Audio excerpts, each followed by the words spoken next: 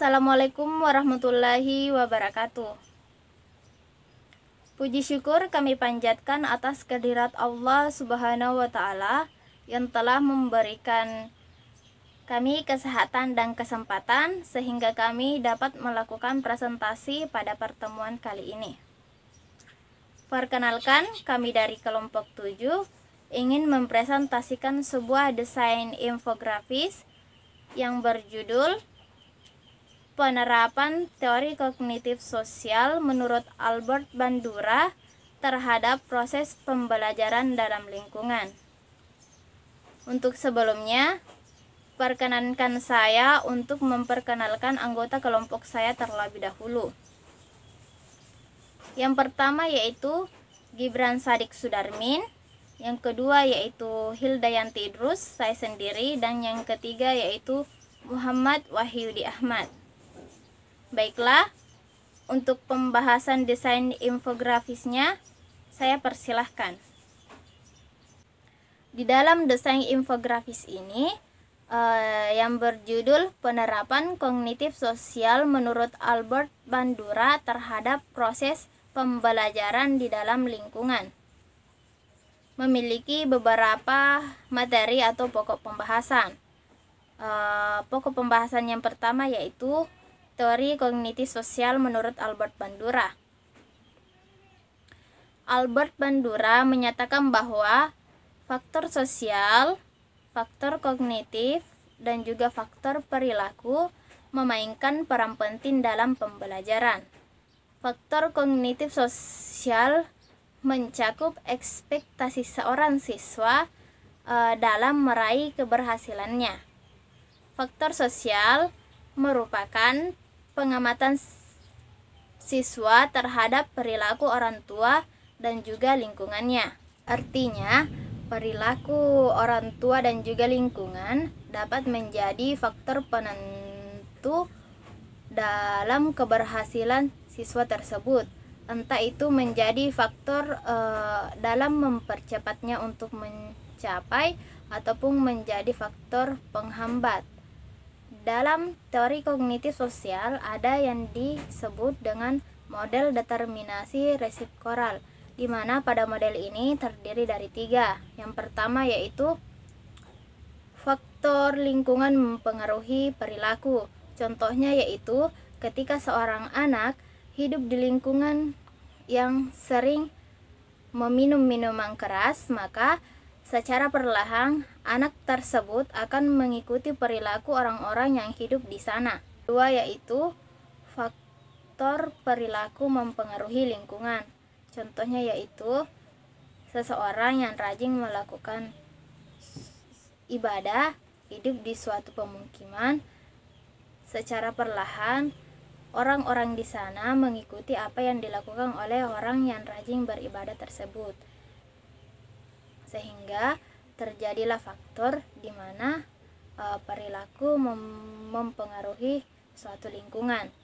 Yang ketiga yaitu faktor kognitif atau person yang mempengaruhi perilaku. Contohnya yaitu ketika kita memiliki seorang teman yang sering membolos pada mata pelajaran, maka secara perlahan kita akan mengikuti perilaku teman kita itu. Artinya, anak B terpengaruh oleh ajakan dari anak A. Materi ketiga yaitu teori Bandura mengenai belajar. Teori belajar sosial menekankan bahwa lingkungan-lingkungan yang dihadapkan kepada seseorang secara kebetulan, lingkungan-lingkungan itu kerap kali atau seringkali dipilih dan diubah oleh orang itu sendiri melalui perilakunya. Inti dari pembelajaran teori sosial adalah pemodelan atau sering juga disebut dengan modeling. Baiklah, materi selanjutnya akan dilanjutkan oleh pemateri selanjutnya. Assalamualaikum warahmatullahi wabarakatuh. Saya Muhammad Wahyudi Ahmad akan menjelaskan penerapan teori kognitif sosial dalam proses pembelajaran. Teori kognitif sosial. Albert Bandura yang menyatakan bahwa faktor sosial, kognitif, dan juga faktor perilaku memainkan peran penting dalam pembelajaran. Faktor kognitif sosial berupa ekspektasi siswa untuk meraih keberhasilan.